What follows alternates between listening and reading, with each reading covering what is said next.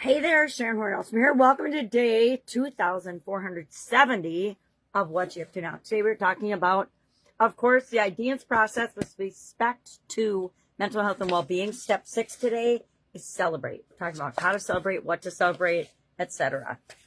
As we pay attention to focusing on the journey of achieving the goal and objective in mental health and well-being that we want to achieve for ourselves. We talk about it both in Supersize Your Business and the Be a Better You Annual Challenge.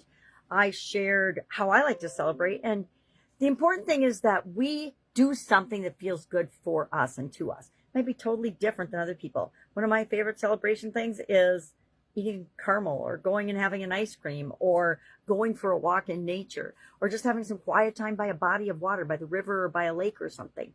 It's different for each and every one of us. Bubble baths used to be one of my favorite rewards and celebration things, but it's up to you. Pick things that make you feel good and celebrate the milestones and the lessons learned along the way as you're achieving a goal or objective or overcoming a challenge or a milestone or achieving a milestone or overcoming a setback or a problem or a challenge or something that you tried and took action on but just didn't work. And then learn the lesson that was there for you in why it didn't work. There's always a reason why something doesn't work. Maybe it's just not the right time. Maybe we're not very skilled at presenting our idea yet. It can be a lot of things. I actually tapped into yesterday, since the power was out, a mindfulness card deck set that I have. It's from a gentleman in Scotland who has a company, Horne-Ellstrom. I don't know how to pronounce his name. And I got these cards. I'm sure I got them from Hay House. I don't remember when. Had them for a long time. I have not read them all because they're super duper teeny tiny writing. And some of them have yellow teeny tiny writing or red teeny tiny writing. Very hard for visually challenged people, even with tools and magnifying glasses and things. But this one probably should have been yesterday's. It says, what will happen next? And this one is, there is no control, which I really like because I used to try to be a control freak. I still try to control things way too much. And so it's an amazing reminder for me today that don't try to control everything. Don't try to control things that are outside my control. Control the things we can control. Do the things we can do and we have the ability to do.